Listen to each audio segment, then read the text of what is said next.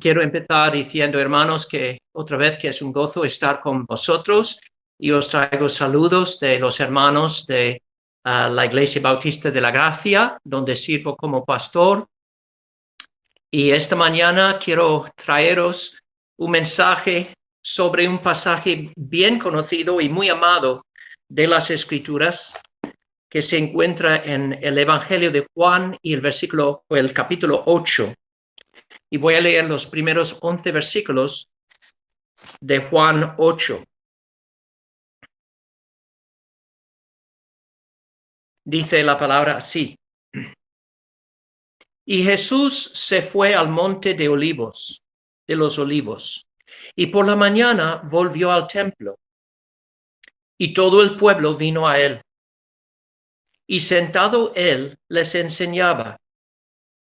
Entonces los escribas y los fariseos le trajeron una mujer sorprendida en adulterio, y poniéndola en medio, le dijeron: Maestro, esta mujer ha sido sorprendida en el acto mismo de adulterio, y en la ley nos mandó Moisés apedrear a tales mujeres. Tú, pues, ¿qué dices? Mas eso decían tentándole para poder acusarle. Pero Jesús, inclinado hacia el suelo, escribía en tierra con el dedo. Y como insistieran en preguntarle, se enderezó y les dijo: el que de vosotros esté sin pecado, sea el primero en arrojar la piedra contra ella. E inclinándose de nuevo hacia el suelo, siguió escribiendo en tierra. Pero ellos, al oír esto, acusados por su conciencia, salían uno a uno, comenzando desde los más viejos hasta los postreros. Y quedó solo Jesús y la mujer que estaba en medio. Enderezándose Jesús y no viendo a nadie sino a la mujer, le dijo: Mujer, ¿dónde están los que te acusaban? ¿Ninguno te condenó? Ella dijo: Ninguno, Señor. Entonces Jesús le dijo: Ni yo te condeno. Vete y no peques más. Pues este pasaje seguramente es uno de los más queridos de todos nosotros, porque en este pasaje se ve con tanta claridad la bondad, la misericordia y la compasión de nuestro Señor Jesucristo. Lo primero que tengo que decir sobre este pasaje, sin embargo, es tengo que reconocer que es un pasaje un poco complicado. O no digo complicado, pero existe una pregunta sobre este pasaje que es difícil de contestar. Y es si ese pasaje formaba parte del Evangelio de Juan en su forma original o no, porque como está bien sabido, en la mayoría de los textos, las copias del Evangelio de Juan más antiguas que tenemos, no se encuentra este pasaje. Ahora bien, es cierto que este pasaje se encuentra en muchos textos antiguos, pero los más antiguos pues no se encuentra ahí. Y sin embargo, está en muchos manuscritos. Y esto lleva a los eruditos a considerar que aunque no fuera quizá parte original de Juan, pero sí es de origen apostólico. Y hay varias razones por eso. En primer lugar, hay muchos padres de la Iglesia que hacen mención de este pasaje y hablan de que algunos no lo consideraban auténtico porque pensaban que en este pasaje Jesús tiene un concepto muy superficial del adulterio, que minimiza la gravedad del adulterio. Pero eso obviamente es un error, porque Jesús claramente en este pasaje toma muy en serio el pecado del adulterio. Al final le dijo a la mujer, vete y no peques más. Pero la verdad es que este pasaje, aunque con toda probabilidad fue escrito independientemente de Juan, sin embargo, casi todos reconocían la antigüedad de ese pasaje y el origen apostólico de este pasaje. Es curioso porque en los antiguos o los manuscritos más antiguos a veces se encuentra al final del Evangelio de Juan. Incluso hay manuscritos del Evangelio de Lucas y se encuentra en Lucas. Entonces parece que este pasaje tenía una existencia, un origen independiente. Seguramente fue escrito por un apóstol, pero aparte de Juan, y luego fue incorporado en el Evangelio de Juan. Y yo quiero decir que la mayoría de los padres de la Iglesia aceptaban sin lugar a dudas la autenticidad apostólica de este pasaje, que aquí tenemos registrado un evento real que ocurrió en la vida de Jesús. El contenido del mensaje concuerda perfectamente con todo el resto del Nuevo Testamento.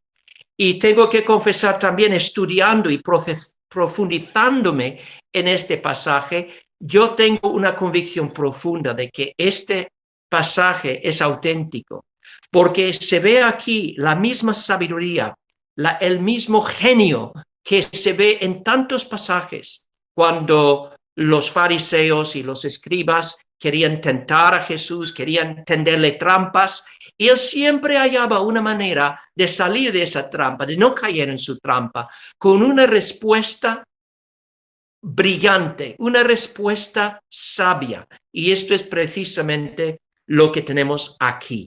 Así que aunque no sabemos todo acerca del origen de este pasaje, pero sí creo que es apostólico y podemos considerarlo la palabra de Dios. Pues este pasaje nos habla sobre un tema muy importante y es el tema del perdón de Dios y la importancia de tener en nuestro espíritu a la hora de tratar con el prójimo un espíritu de misericordia, un espíritu de bondad. No podemos llamarnos discípulos de Cristo y guardar en nuestro espíritu una actitud rencorosa, una actitud orgullosa, envanecida. Todo esto es en contra del Evangelio y esto es lo que vemos en este pasaje.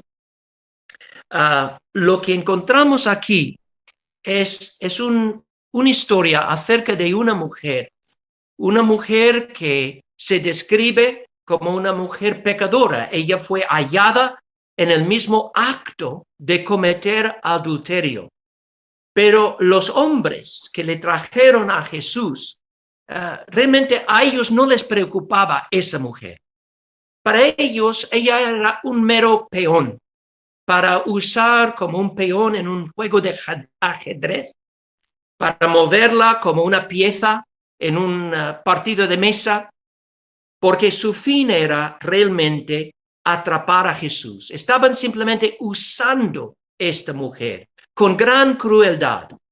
Entonces vamos a considerar este pasaje bajo 3 puntos. Vamos a considerar primero el complot de los judíos para atrapar a Jesús, luego la contestación de Jesús a la pregunta que le hacen, y finalmente vamos a considerar la gran compasión que Jesús manifestó a esta mujer.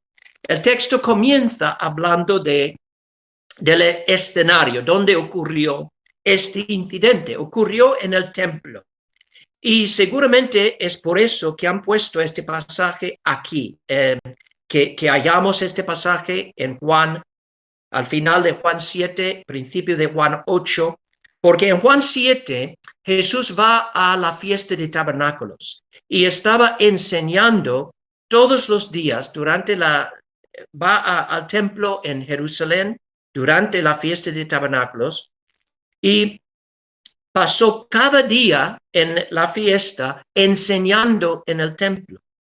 Entonces leemos al principio de este texto que por la mañana él volvió al templo y todo el pueblo vino a él.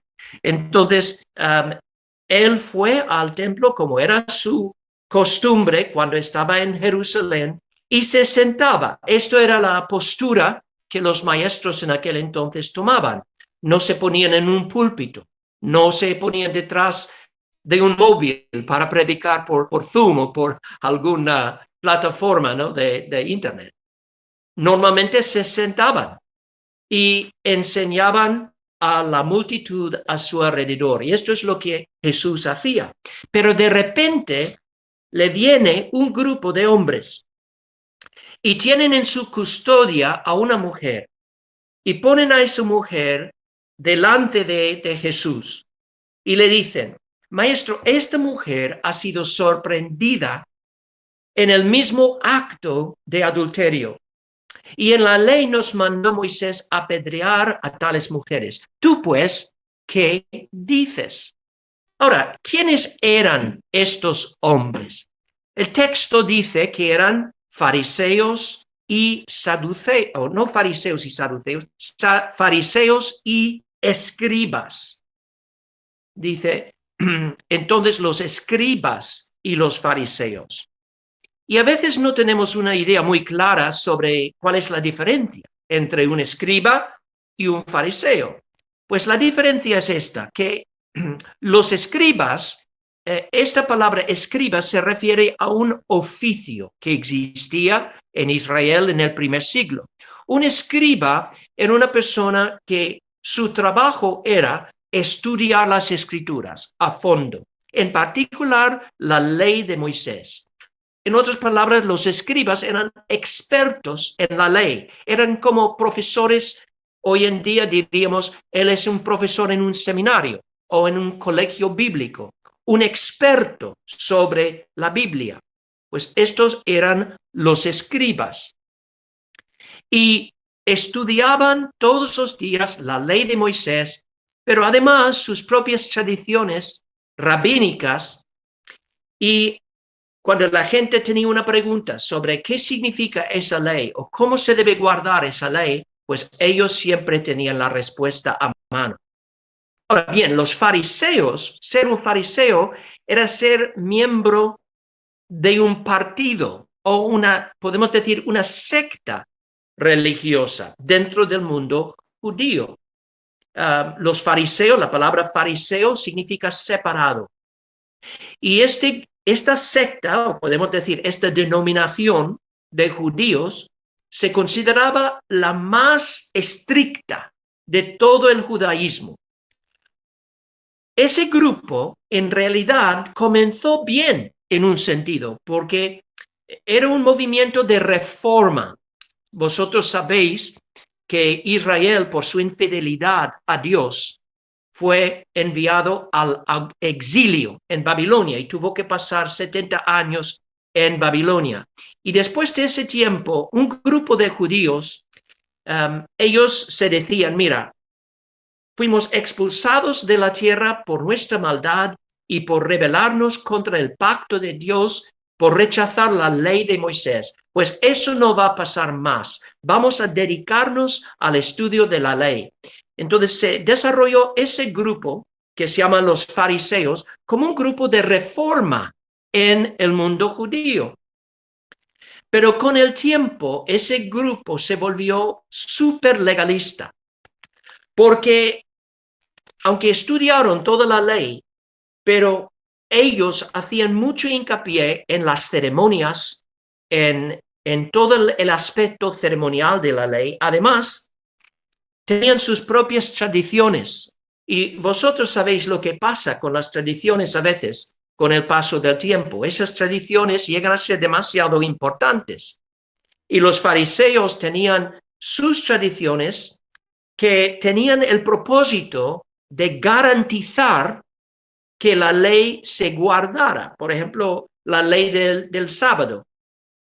Todo el mundo sabía que Dios había dado a los judíos el día de reposo, pero los fariseos añadieron montones de reglas sobre cómo tienes que guardar el día de reposo. Y aunque el propósito de esas reglas que inventaron fue garantizar que se guardara bien el día de reposo, al fin al final todas estas reglas se convirtieron en un peso muy pesado para el pueblo y elevaron sus tradiciones, elevaron sus propias reglas al mismo nivel que la palabra de Dios.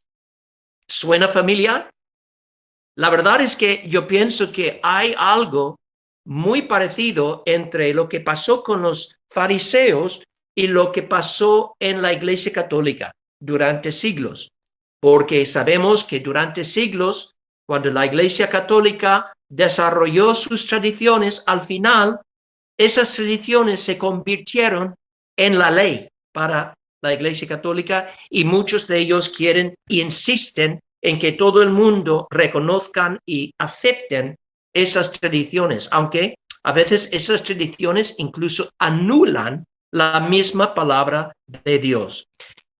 Entonces, estos fueron los dos hombres o las dos clases de hombres que trajeron a Jesús esta mujer.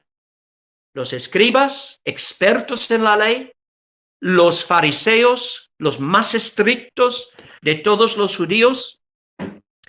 Y no cabe duda que cuando esos hombres aparecieron con esta mujer y la presentaron a Jesús, muchos decían, oh, mira el celo que estos hombres tienen por la ley de Dios.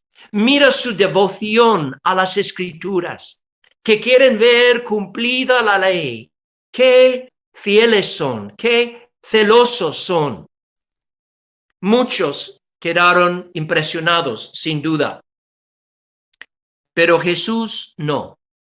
Jesús no, en absoluto. No quedó impresionado con su celo porque él veía lo que estaba en su corazón, verdaderamente. Él veía el verdadero motivo por el cual ellos le traían esa mujer. Y no era por su celo por la ley, no era por un celo por la justicia, era por odio. Odio a Jesús en primer lugar, porque ellos querían atrapar a Jesús, querían destruir a Jesús y querían usar la misma ley de Dios como su arma para tratar de destruir al Hijo de Dios. Además, odiaban a la mujer porque, vuelvo a decir, que a ellos no les importaba un pito la vida de esta mujer. Solamente la veían como un peón, un instrumento para llevar a cabo su voluntad. Y eso sabemos porque el texto lo dice. Dice aquí en el versículo 6, mas esto decían tentándole para poder acusarle. ¿En qué sentido estaban tentando a Jesús? Pues estaban tentándole en el sentido de tenderle una trampa. Porque la pregunta que le hicieron fue una pregunta muy, muy tramposa. Porque era una pregunta que era casi imposible contestar directamente. Os explico por qué. En este momento, los judíos estaban viviendo bajo el yugo del gobierno romano. Así que no tenían la libertad para llevar a cabo sus asuntos sin pedir permiso a los romanos. Por ejemplo, los romanos eran los únicos en este momento que podían autorizar una ejecución.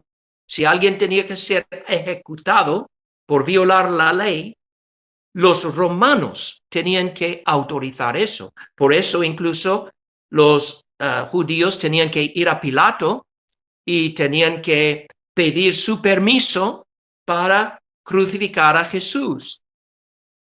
Entonces, cuando los hombres le dicen a Jesús, ¿qué debemos hacer? ¿Debemos hacer lo que dice la ley y apedrear a esa mujer?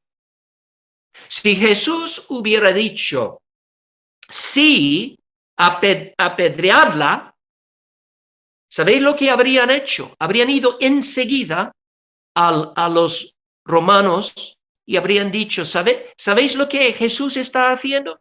Nos está instando a que desobedezcamos a Roma, a que nos rebelemos contra la autoridad de Roma, porque está diciéndonos que debemos ejecutar a una mujer por su propia autoridad. Está fomentando una rebelión contra César. Entonces, habrían usado esa respuesta sí en contra de Jesús. Pero si Jesús hubiera dicho no, también habrían usado no en su contra, porque habrían dicho a la multitud ahí, ¿veis? Ese Jesús es enemigo de la ley. Está diciéndonos que no cumplamos el mandamiento de Moisés. Quiere que nos rebelemos contra Moisés y que no cumplamos con la ley de Moisés. Entonces estaban tratando de poner a Jesús en una posición en la que él no podía decir ni sí ni no. Y en ese sentido estaban tentándole. Querían acusarle falsamente o delante de los romanos o delante del pueblo judío o incluso delante del Sanedrín, que era la corte suprema de los judíos. Querían acusarle de ser un enemigo de Moisés. Pero sabemos que si hubieran hecho esto, habría sido una acusación totalmente falsa, porque Jesús declaró claramente en el Sermón del Monte que él no había venido para destruir la ley de Moisés, sino para cumplir la ley de Moisés. Dice en el Sermón del Monte, no penséis que he venido para abrogar la ley o los profetas. No he venido para abrogar, sino para cumplir. Porque os digo que hasta que pasen el cielo y la tierra, ni una jota ni una tilde pasará de la ley hasta que todo se haya cumplido. Cristo veía todo su ministerio e incluso su enseñanza como un cumplimiento de la revelación que Dios había dado antes. Era realmente, su enseñanza estaba en armonía con la enseñanza de Moisés y los profetas. Es cierto que la venida de Cristo trae muchos cambios. Ya no vivimos bajo el antiguo pacto, vivimos bajo un nuevo pacto. Pero ahora Dios escribe su ley en nuestro corazón. No vivimos sin mandamiento. Cristo dice, si me amáis, guardad mis mandamientos. Entonces, la enseñanza de Jesús está en sintonía, está en armonía con Moisés y los profetas. Pero los judíos querían tacharle como si fuera un hereje, como si fuera un enemigo de Moisés y de la ley. Y con esta pregunta tan engañosa, tan maliciosa, querían tenderle una trampa para poder acusarle o ante los romanos o ante los judíos. Estaban prácticamente obligándole a contestar su pregunta, pero Jesús veía enseguida la hipocresía en sus corazones y no cayó en la trampa. Él veía la dureza de sus corazones, el odio. Y conociendo lo que conocemos de Jesús, de los evangelios, sabemos que él seguramente se sentía muy triste por la dureza de corazón de estos hombres, su completa falta de preocupación por ella y también por la santidad de la ley. Porque era evidente realmente que no tenían una preocupación sincera por la ley. ¿Y cómo era evidente? Porque trajeron a Jesús a una mujer, no una pareja. ¿Habéis notado esto? Dicen que la mujer fue sorprendida en el mismo acto de cometer adulterio. Pues si ella fue sorprendida en el mismo acto de cometer adulterio, ¿dónde está el varón? porque el adulterio no se comete solo, siempre hay otra parte culpable, ¿no? Pero el varón, ¿dónde está? Por alguna razón, los judíos no querían traer a él. Y cuando pensamos bien, ¿por qué no está el hombre? ¿Por qué no han traído el hombre? Pues todas las posibles respuestas nos dejan con un cuadro muy negro del corazón de estos hombres. ¿Por qué no trajeron al varón? Pues a lo mejor porque era un hombre muy importante en la sociedad, o incluso muy rico, que les prometió un soborno si le dejaran en paz. O quizá era un hombre muy influyente en la sociedad, un hombre de renombre, un fariseo quizá, un escriba, un gran líder religioso, y no querían avergonzarle, querían proteger su reputación. Eso sería otra posibilidad. O hay otra posibilidad. Posiblemente era un co-conspirador. A lo mejor todo eso fue un montaje, un complot, y uno de su número dijo, pues yo iré a esa prostituta o esa mujer y vosotros podéis ir y encontrarme en la cama con ella y así puedes acusar a ella delante de Jesús. Y claro, si era un co-conspirador, un compañero suyo, obviamente no van a presentar a él delante de Jesús. Pero lo que quiero que veáis es que hay algo que huele mal en esta circunstancia. Aquí está esta mujer, esta pobre mujer que están acusando, vienen con esta actitud sanguinaria, deseando ver sangre, esa actitud lleno de odio, y Jesús se niega a caer en su trampa. ¿Y cómo responde? Pues vamos a ver su contestación. Es muy curioso porque no dice nada al principio. Leemos aquí en el versículo 6, pero Jesús, inclinado hacia el suelo, escribía en tierra con el dedo. Imaginad la escena. Es una escena muy interesante. Jesús está allí en el templo, sentado. Le viene este grupo de hombres y ponen a la mujer en medio de ellos, o sea, entre ellos y Jesús. Y le lanzan esta demanda, esta pregunta. Pues dinos qué debemos hacer con esta mujer. ¿Debemos apedrearla o no? Y quieren una respuesta ya. Quieren atrapar a Jesús ya. ¿Y qué hace Jesús? En vez de hablar, inclina hacia la tierra, dice aquí, hacia el suelo o hacia la tierra, y escribe en tierra con el dedo. Y yo busqué el significado de esta palabra tierra porque quería ver si significa suelo simplemente o tierra.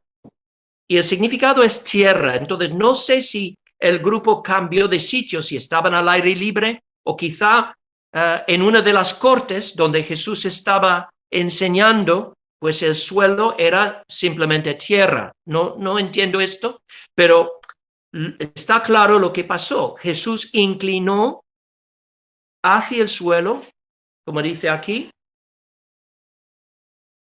inclinó hacia el suelo y estaba escribiendo en tierra con el dedo.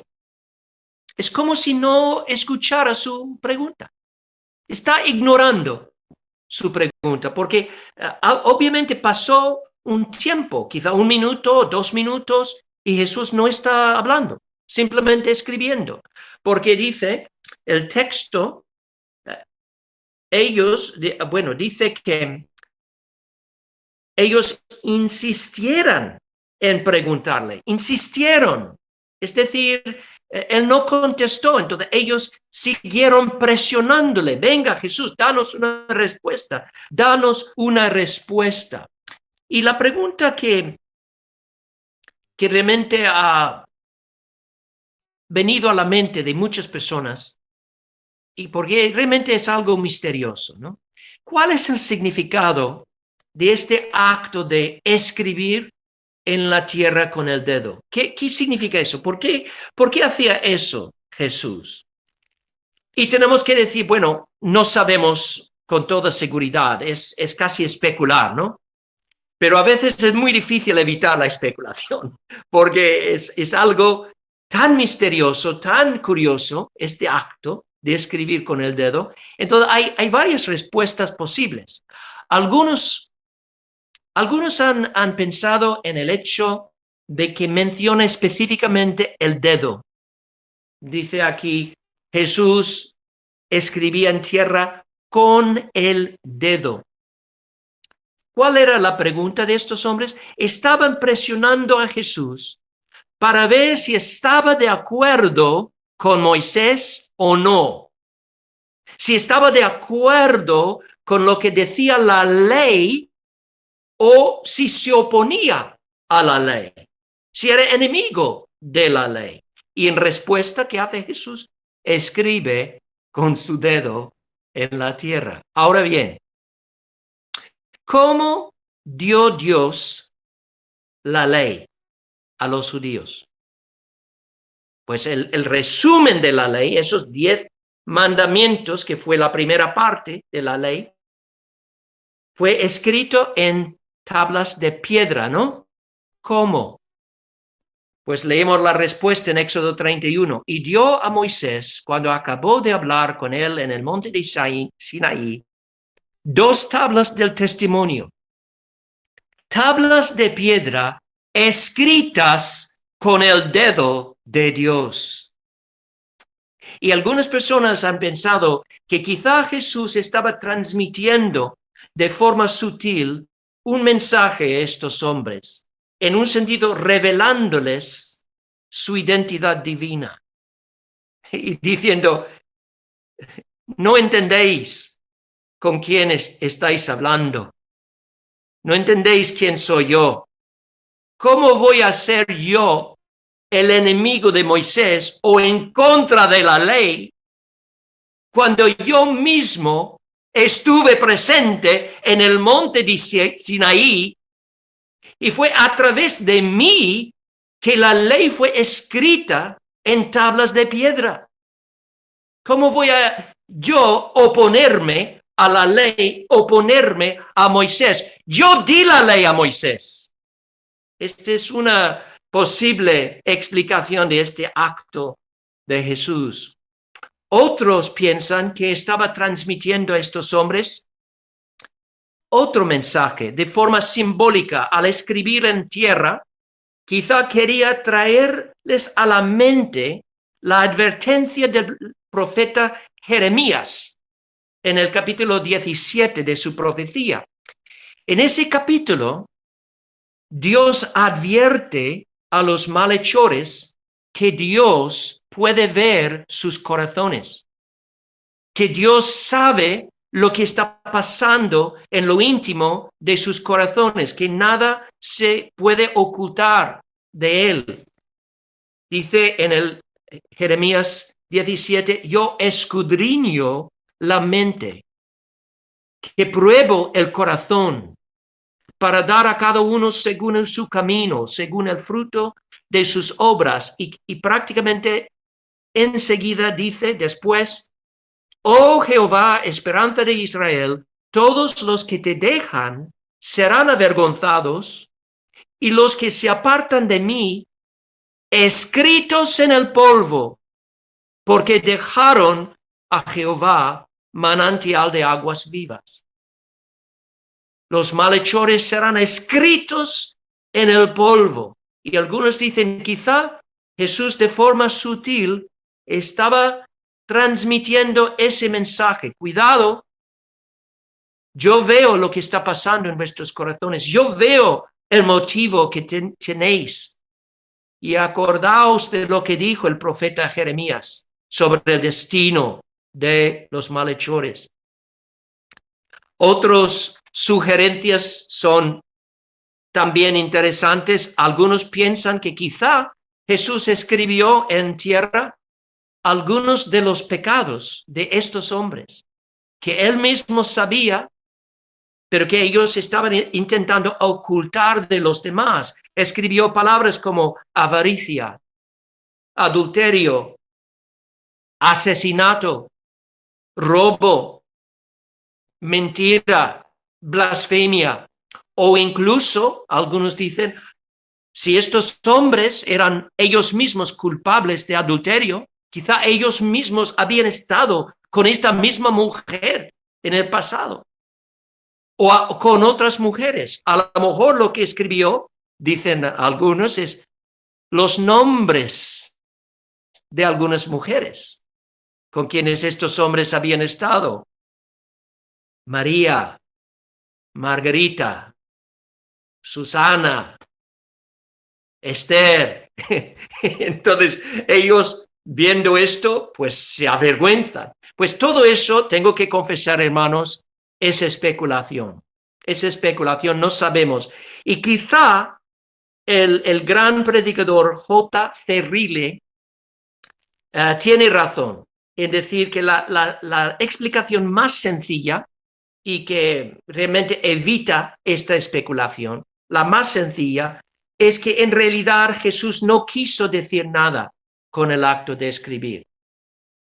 Es obvio que no tenía una herramienta, no tenía un lápiz o un bolígrafo, estaba escribiendo con su dedo y a lo mejor no estaba escribiendo letras, simplemente moviendo el dedo en la tierra. Dice Ryle, Jesús no quiso decir nada con el acto de escribir, quizá. Solo se propuso manifestar que no daría contestación alguna y que no quería tener injerencia alguna en el asunto que habían sometido a su decisión. Eso tiene mucha razón. En otras palabras, Jesús estaba negándose a contestar, se negaba a contestar su pregunta de forma directa. Eso fue su pregunta. Ellos querían un simple sí o no. ¿La apedreemos o no? ¿Le apedreamos o no? Y su respuesta es esto: escribir en la tierra. No les va a dar un sí, ni les va a dar un no. Más bien les dijo otro tipo de respuesta que cambiaba totalmente el enfoque de la conversación. Porque lo que Jesús quería era obligar a estos hombres a examinar sus propios corazones, la actitud que tenían en sus corazones al traer delante de él a esa pobre mujer. Así que después de una larga pausa, leemos en el versículo 7 que Jesús se enderezó y les dijo: el que de vosotros esté sin pecado, sea el primero en arrojar la piedra contra ella. Y después se inclinó otra vez hacia el suelo y siguió escribiendo en tierra. Por sus palabras, Jesús estaba obligando a ellos a escudriñar sus corazones y está obligando a ellos a comprender la santidad de la ley que ellos supuestamente querían honrar, porque estaba realmente llamándoles a reconocer que ellos habían venido a él con un espíritu lleno de odio, de rencor, de un deseo sanguinario de asesinato. Entonces ellos eran igualmente culpables, aún más dignos de ser apedreados que la mujer. No estaban en ninguna condición para señalar a nadie con el dedo, porque ellos mismos estaban lejísimos de cumplir la ley divina. De hecho, estaban totalmente opuestos a la ley de Dios en su espíritu. Si en realidad hubieran estado en armonía con la ley, habrían venido a Jesús con otro espíritu, un espíritu humilde, un espíritu lleno de los frutos de misericordia y bondad. Y en vez de usar a una pobre pecadora como un peón para destruir al Hijo de Dios, habrían sido abrumados con un sentido de su propio pecado, su propia indignidad, y no se habrían atrevido a venir a Jesús como vinieron. Ahora bien, debemos evitar un malentendido de estas palabras de Jesús. Jesús no está diciendo que aquel que hace cumplir el castigo judicial sobre los criminales tiene que ser una persona perfecta y sin ningún pecado. Porque si fuera así, hermanos, pues no podríamos tener un sistema judicial. Los jueces que condenan a personas, que proclaman una sentencia contra un criminal, ellos no son perfectos. Si una persona tuviera que ser perfecto para funcionar como juez, no podríamos tener jueces, porque no hay nadie perfecto en este mundo. Entonces, no está diciendo esto. Pero sí está diciendo que los que van a juzgar, los que están en una posición de juzgar, tienen que tener sus propios corazones quebrantados y humildes delante de Dios. La ley sí se tiene que cumplir, pero tiene que cumplir con justicia y con equidad, y no con este espíritu rencoroso, lleno de odio que vemos en ellos.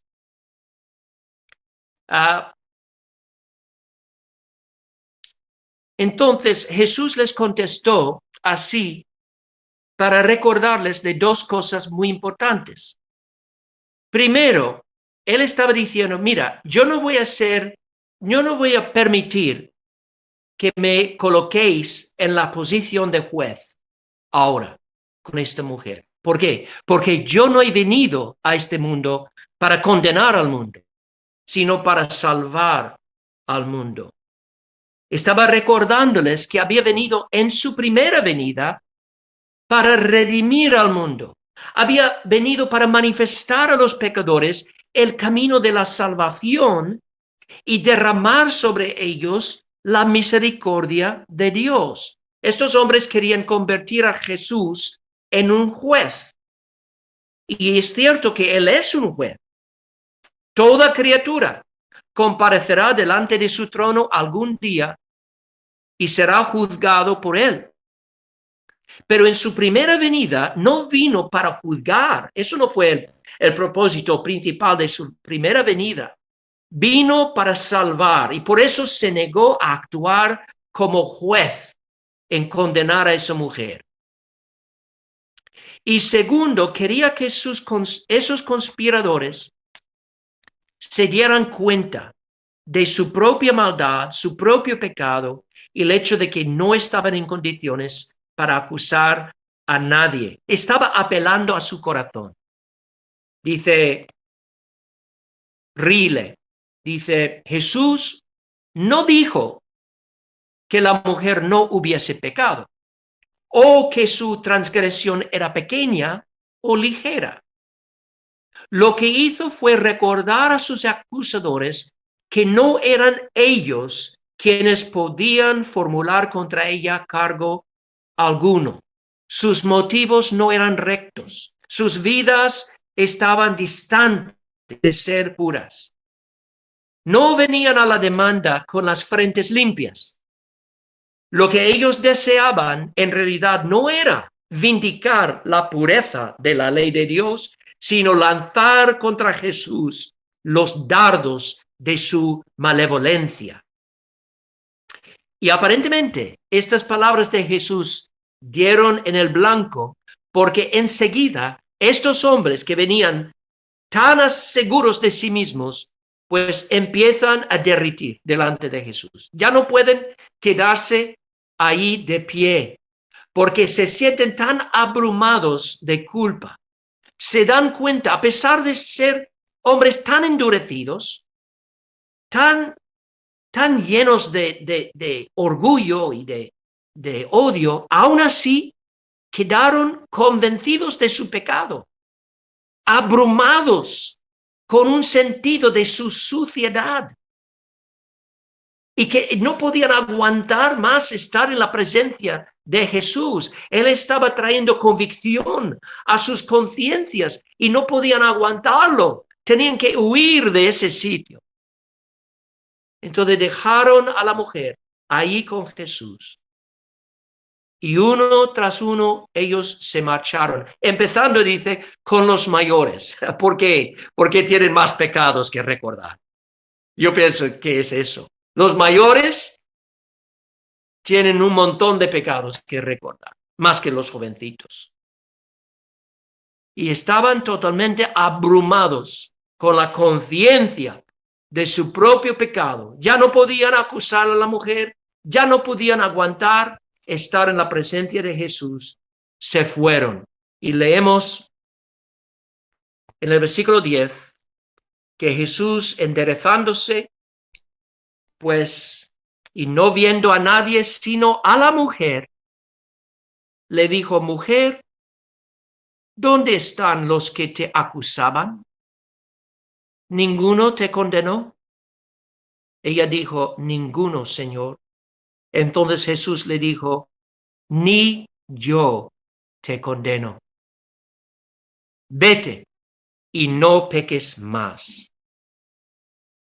Aquí llegamos al momento culminante de este relato y vemos una manifestación maravillosa de la compasión de Jesús. Su tierna misericordia y gracia que manifestó a esta pobre mujer. En contraste con los otros hombres en este relato, Jesús es el único que no es un hipócrita. Es el único que ha cumplido perfectamente la ley, porque sabemos que Jesús vivió una vida sin pecado. Él siempre hacía lo que le agradaba a su Padre, siempre guardaba la ley. Entonces, si había cualquier persona en una posición para llevar a cabo la sentencia contra esa mujer y condenar a esa mujer y apedrear a esa mujer, pues habría sido Jesús. Pero Jesús no quiso hacerlo. Porque él no había venido al mundo con este propósito. Ahora bien, la mujer en realidad no podía dar por sentado esta misericordia porque ella era culpable de una ofensa que, según la ley de Moisés, merecía la pena capital. Y sabemos la razón por la que Dios instituyó la pena de muerte en Israel por el adulterio, porque en ese momento de la historia, Él quería manifestar a todo el mundo su santidad. Y a través de esos juicios severos contra pecados morales como el adulterio, Dios estaba manifestando su odio contra el pecado. Estaba manifestando cuán grave es el pecado a sus ojos, para que los hombres aprendieran a temerle, para que Israel no fuese absorbido en las otras naciones a su alrededor, porque las otras naciones a su alrededor estaban entregadas a todo tipo de impureza e inmoralidad sexual.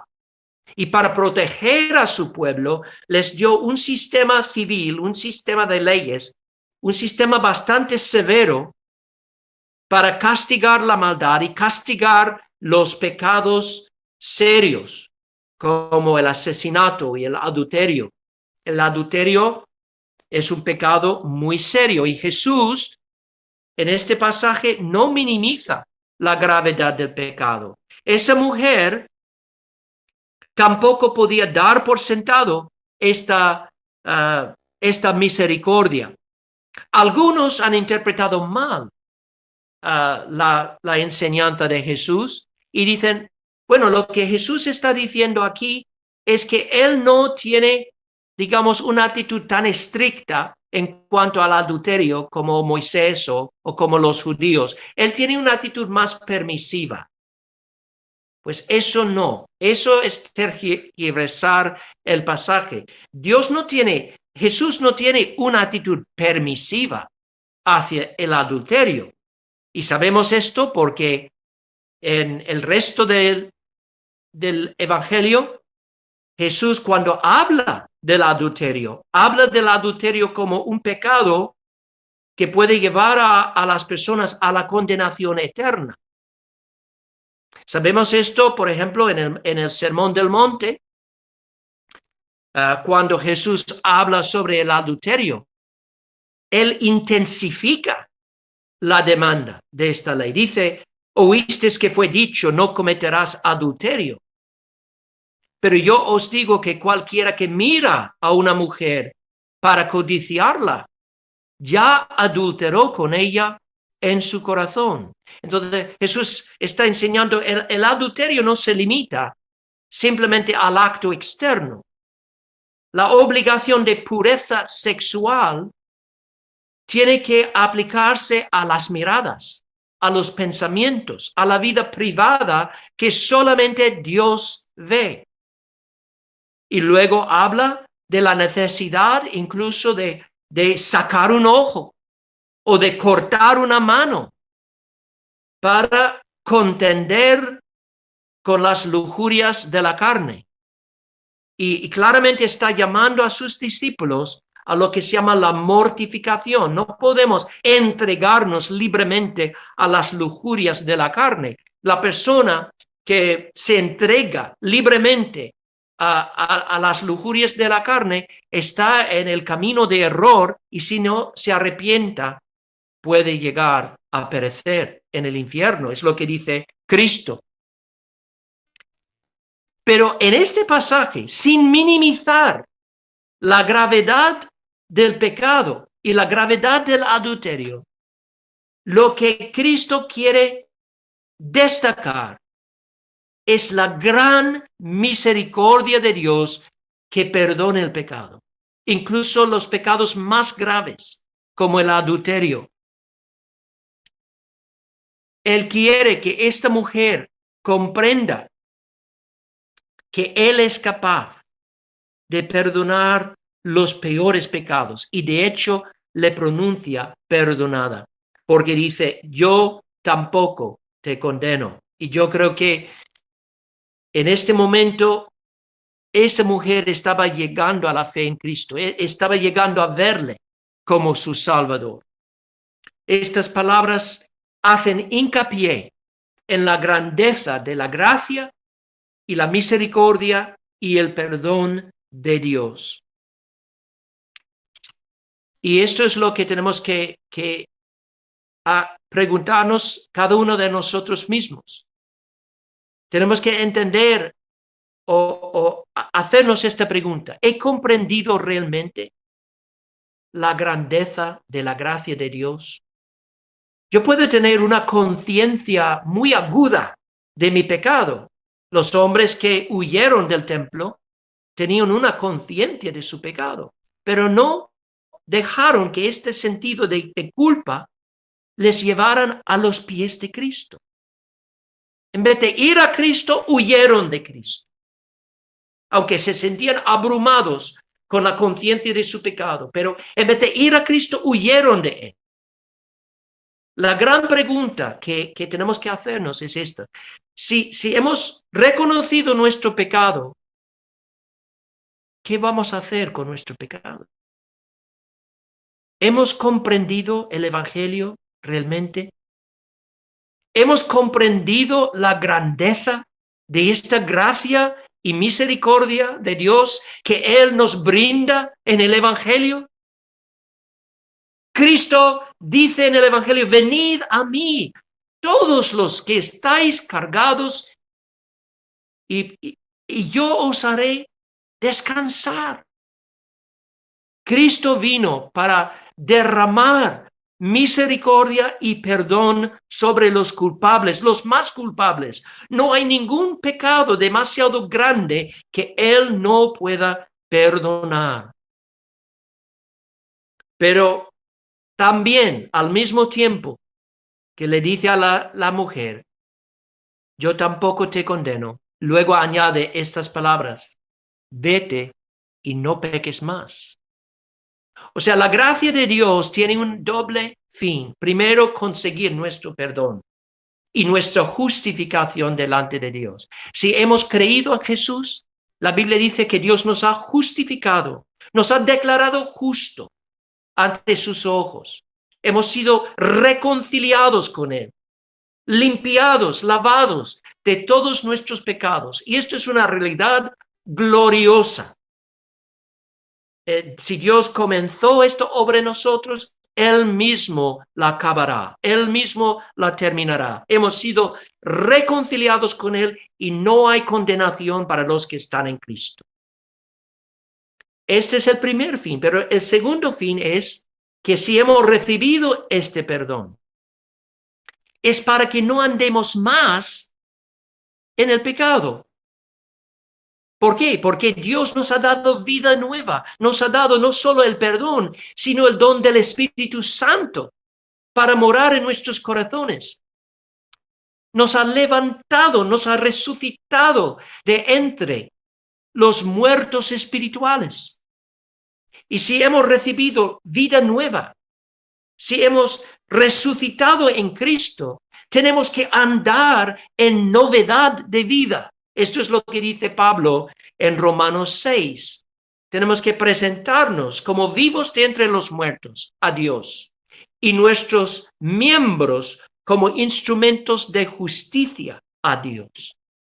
Y eso es lo que Cristo hace aquí. Le dice a la mujer, yo no te condeno. Recibe el perdón de todos tus pecados y ahora, a partir de ahora, no peques más.